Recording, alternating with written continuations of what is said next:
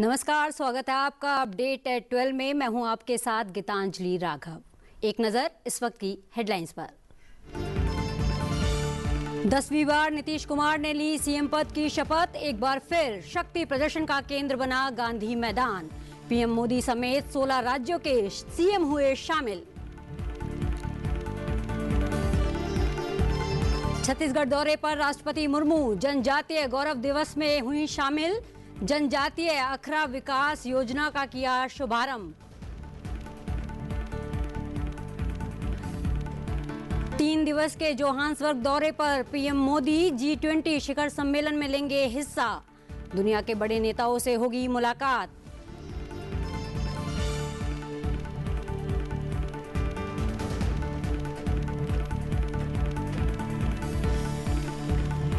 छप्पनवां भारतीय अंतर्राष्ट्रीय फिल्म महोत्सव का शुभारंभ आज। गोवा में होगा वैश्विक सिनेमा का शानदार प्रदर्शन। 81 देशों की 240 फिल्मों का होगा प्रीमियर।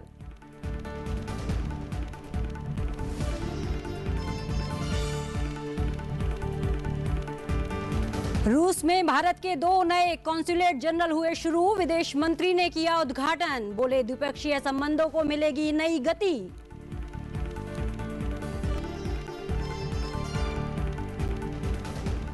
और अब खबरें विस्तार से। नीतीश कुमार ने 10वीं बार बिहार के मुख्यमंत्री के तौर पर शपथ ली है। राज्यपाल आरिफ मोहम्मद खान ने उन्हें पद एवं गोपनीयता की शपथ दिलाई। इस मौके पर प्रधानमंत्री नरेंद्र मोदी और गृह मंत्री अमित शाह समेत एनडीए के दिग्गज नेता और साथ ही कई राज्यों के मुख्यमंत्री भी मौजूद रहे। समारोह में भाजपा के राष्ट्रीय अध्यक्ष जेपी नड्डा, महाराष्ट्र के मुख्यमंत्री देवेंद्र फडणवीस, आंध्र प्रदेश के मुख्यमंत्री एन चंद्रबाबू नायडू, गुजरात के मुख्यमंत्री भूपेंद्र पटेल, हरियाणा के मुख्यमंत्री नायाब सिंह सैनी, दिल्ली की मुख्यमंत्री रेखा गुप्ता और अन्य पटना के गांधी मैदान में मौजूद रहे। बता दें कि बिहार विधानसभा चुनाव में एनडीए को कुल 202 सीटें मिली। भाजपा ने 89 सीटों पर जीत दर्ज की, तो वहीं दूसरे नंबर पर नीतीश कुमार की जनता दल यूनाइटेड 85 सीटों के साथ आगे रही। वहीं चिराग पासवान की लोक जनशक्ति पार्टी ने 19 सीटों पर जीत दर्ज की, तो हिंदुस्तानी आवाम को 5 और राष्ट्रीय लोक मोर्चा को 4 सीटों पर जीत मिली। मैं नीतीश कुमार सत्य निष्ठा से प्रतिज्ञान करता हूं कि मैं विधि द्वारा स्थापित भारत के संविधान के प्रति सच्ची श्रद्धा और निष्ठा रखूंगा। मैं भारत की प्रभुता और अखंडता अक्षुण्ण रखूंगा।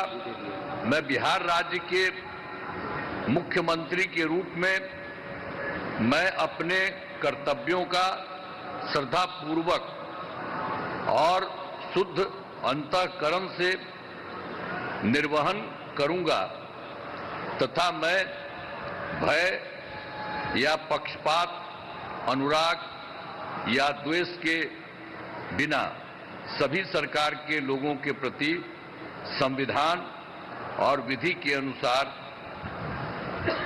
न्याय करूंगा। मैं नीतीश कुमार सत्य निष्ठा से प्रतिज्ञान करता हूं कि जो विषय बिहार राज्य के मुख्यमंत्री के रूप में मेरे विचार के लिए लाया जाएगा अथवा मुझे ज्ञात होगा, उसे किसी व्यक्ति या व्यक्तियों को तब से सिवाय जबकि ऐसे मुख्यमंत्री के रूप में अनेक कर्तव्यों के सम्यक और निर्वहन के लिए ऐसा करना अपेक्षित हो, मैं प्रत्यक्ष अथवा अप्रत्यक्ष रूप से संसूचित या प्रकट नहीं करूंगा। धन्यवाद। बधाई।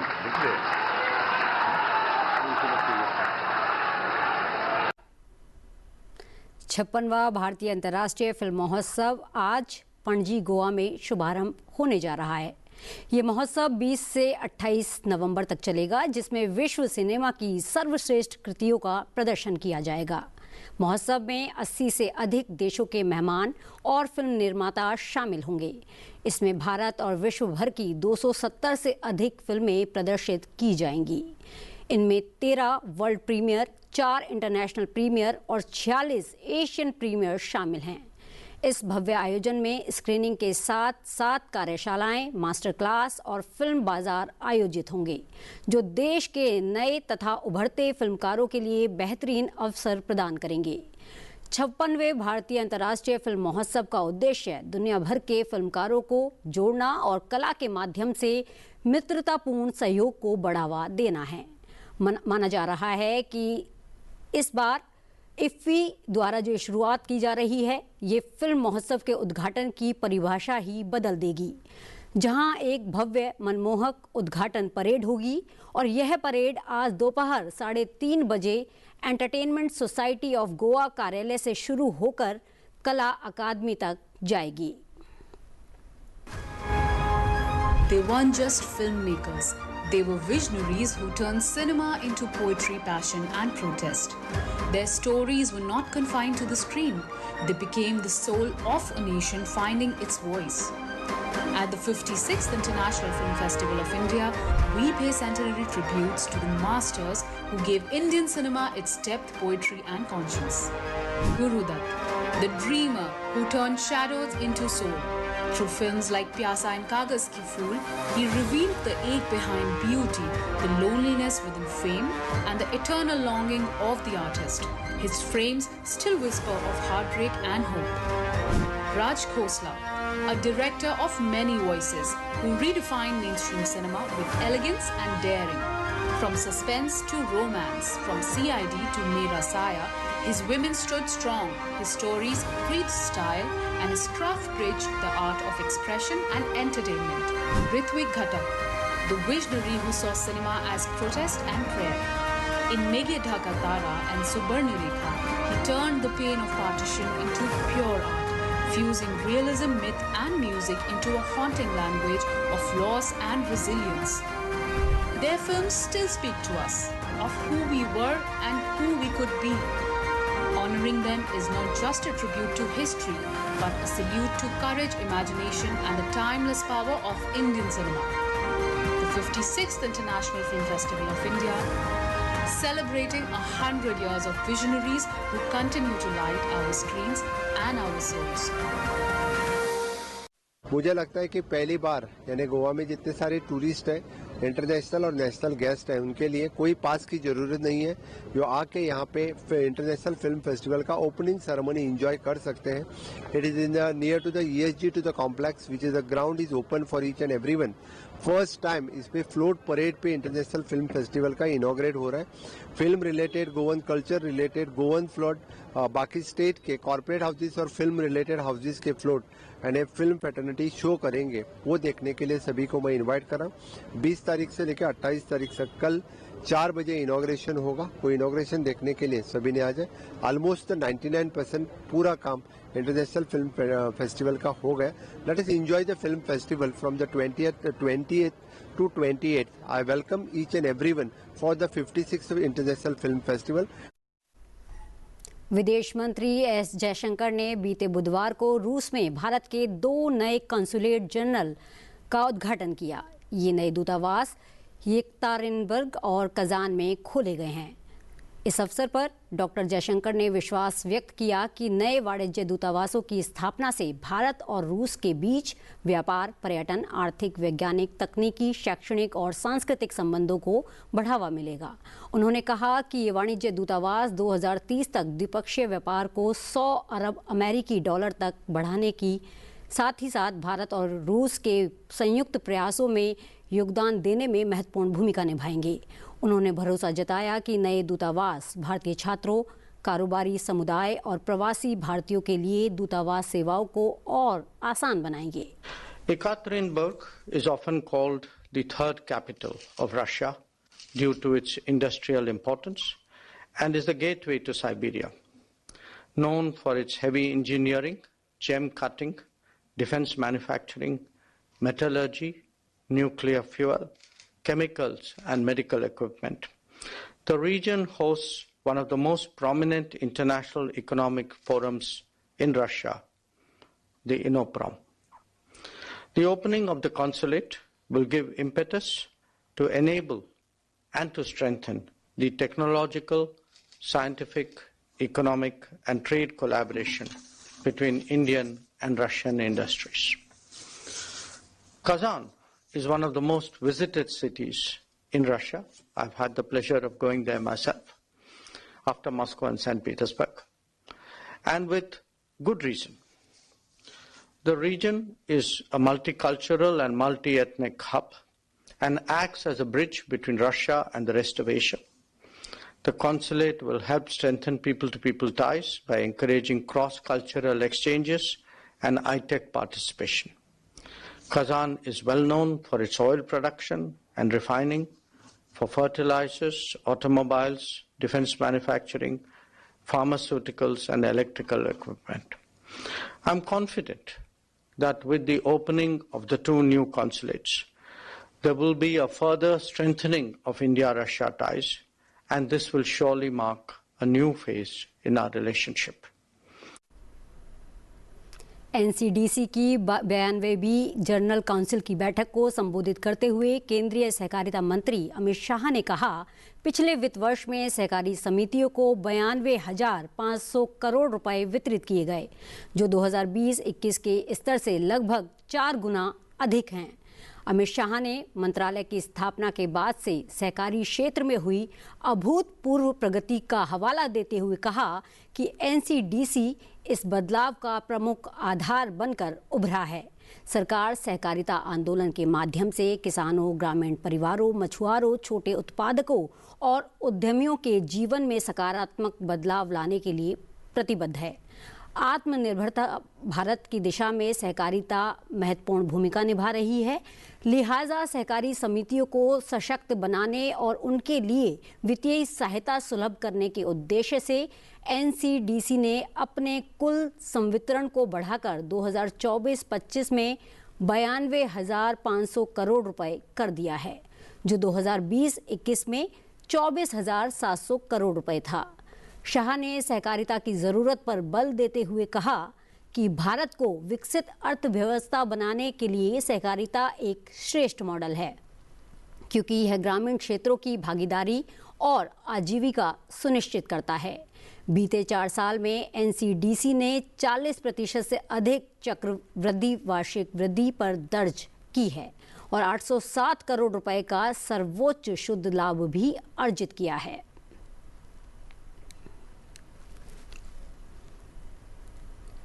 नई दिल्ली में हिंद महासागर क्षेत्र के देशों के बीच सुरक्षा सहयोग को मजबूत करने वाले कोलंबो सुरक्षा सम्मेलन के तहत राष्ट्रीय सुरक्षा सलाहकारों की 7वीं बैठक आज यानी कि 20 नवंबर को होगी।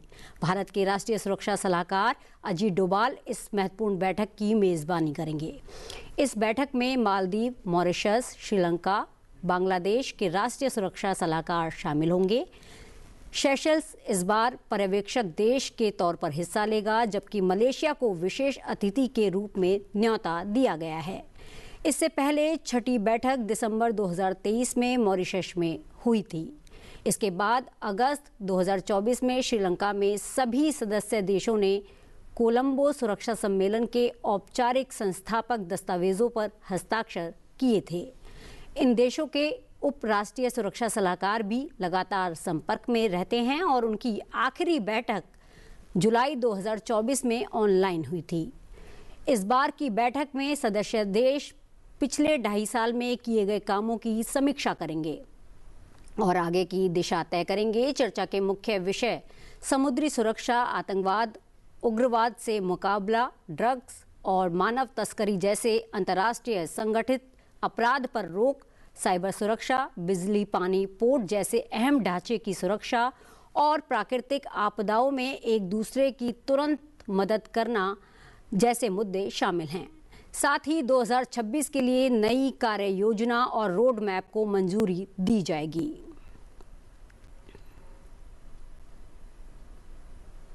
7वें कोलंबो सम्मेलन से पहले बांग्लादेश के राष्ट्रीय सुरक्षा सलाहकार डॉक्टर खलीलुर रहमान और उनके प्रतिनिधि दल ने बुधवार को नई दिल्ली में भारतीय समकक्ष अजीत डोभाल से मुलाकात की। इस दौरान उन्होंने डोभाल से CSC के कामों और अहम द्विपक्षीय मुद्दों पर चर्चा की। इसके साथ ही रहमान ने डोभाल को बांग्लादेश आने का भी निमंत्रण दिया। रहमान इस बार CSC बैठक में बांग्लादेश का प्रतिनिधित्व कर रहे हैं। इससे पहले इस यात्रा के बारे में ऐलान करते हुए बांग्लादेश की अंतरिम सरकार ने कहा था कि क्षेत्रीय सहयोग एक प्राथमिकता है और उसने कई क्षेत्रीय निकायों की बैठक में सक्रिय तौर पर भाग लिया है।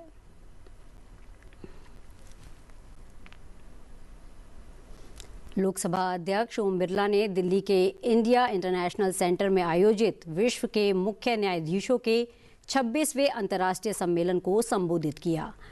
इस मौके पर लोकसभा अध्यक्ष ने कहा कि बदलते वैश्विक परिदृश्य में संयुक्त राष्ट्र की 80 वर्ष पुरानी व्यवस्था को आज की वैश्विक चुनौतियों के अनुरूप सुधारने की जरूरत है।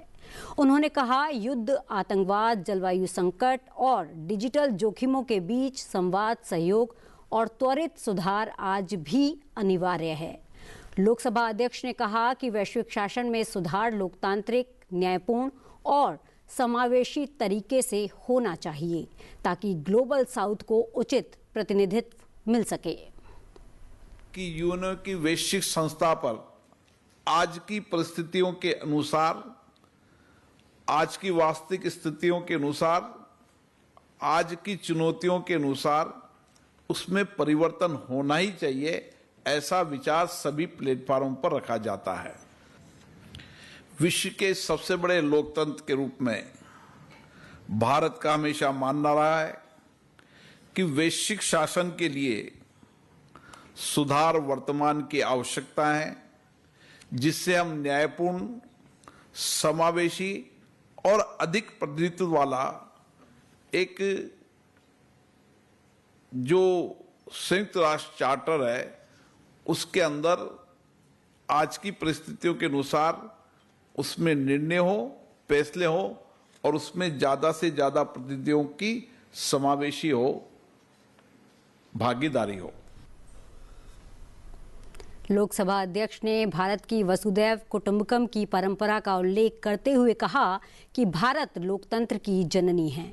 साथ ही उन्होंने ये भी कहा कि जो देश सदैव विश्व शांति, सहयोग और न्यायपूर्ण संबंधों के पक्ष में खड़ा रहा हो, वो न्यायपालिका की नई चुनौतियों, पर्यावरण न्याय, सतत विकास और AI के नैतिक उपयोग पर वैश्विक न्यायालयों के संयुक्त प्रयासों की आवश्यकता पर भी ध्यान दे, बल दे। और भारत ने हमेशा अपने वैश्विक दायित्वों को निभाया है। संयुक्त राष्ट्र में 1950 से शांति सेना के रूप में भी भारत ने हमेशा 3 लाख से अधिक सैनिक वहां पर भेजे और समय समय पर वैश्विक शांति के लिए भारत सक्रिय भागीदारी निभाता आया है। और मुझे आशा है कि इन सब वैश्विक चुनौतियों के लिए हमारे न्यायपालिकाओं के साझे दृष्टिकोण, साझे विचार, नए इनोवेशन, टेक्नोलॉजी का प्रयोग, इन सब पर भी आप सब लोग आपस में विचार विमर्श करेंगे ताकि हम एक विश्व के अंदर एक ऐसी बेहतर व्यवस्था बना सकें जो न्यायपूर्ण हो, समानता हो और सभी देशों के आर्थिक सामाजिक परिवर्तन में योगदान हो। राजस्थान की पारंपरिक संस्कृति को वैश्विक मंच पर पहचान दिलाने के उद्देश्य से मंगलवार को राज्य में भव्य घूमर फेस्टिवल का आयोजन किया गया। डिप्टी CM दिया कुमारी की अगुवाई में जयपुर सहित राज्य भर में 61,000 महिलाओं ने एक साथ घूमर नृत्य कर एशिया बुक ऑफ रिकॉर्ड्स में नाम दर्ज कराया। नगाड़ों की थाप, राजस्थानी परिधान और अनूठी लोक धुनों ने पूरे प्रदेश को सांस्कृतिक रंग में रंग दिया। चलते चलते आपको भी दिखाते हैं कुछ झलकियां और फिल वक्त मुझे दीजिए इजाजत। आप देखते रहिए संसद टीवी।